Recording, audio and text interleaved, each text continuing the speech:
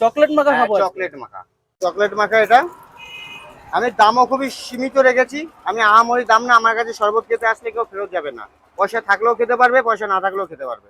এই চকলেটটা আমি নিলাম, চকলেটটা আমি কেটে নিলাম।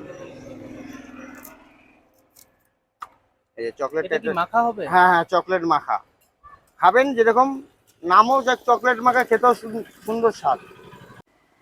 এইগুলো কোথা থেকে শেখা তোমার? এগুলো দাদা অনেক দূর থেকে শেখা আছে দাদা। এগুলো শ্রীলঙ্কার থেকে সব শেখা।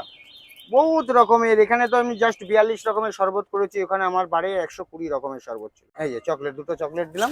তো এগুলোর দাম মোটামুটি কত হবে? এগুলো বেশি না, মাত্র 10 টাকা থেকে শুরু। 10 টাকা থেকে? হ্যাঁ, 10 টাকা থেকে শুরু। যেরকম নাম সেরকম দাম। এরপরে কি যাচ্ছে? এবার আমি দেবো দাদা একটু বরফ। হ্যাঁ, তারপরে হালকা করে একটু বিট লবণ দেবো।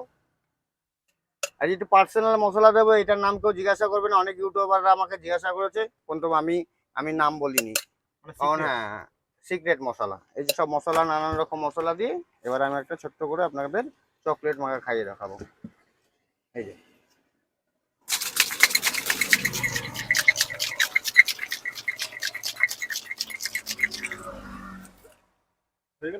হয়ে গেল চকলেট মাখা।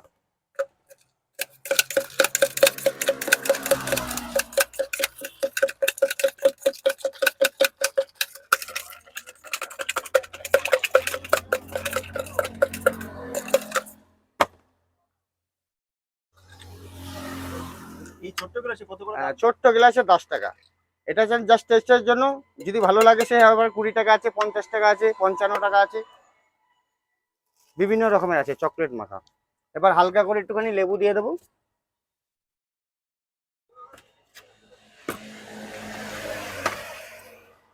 এবার কি যাচ্ছে, লেবু নাকি? হ্যাঁ, এরপরে একটু লেবু দেবো দাদা। লেবু দিলেই বেশি হয়ে যাবে? হ্যাঁ, লেবু দিলেই বেটার হয়ে যাবে।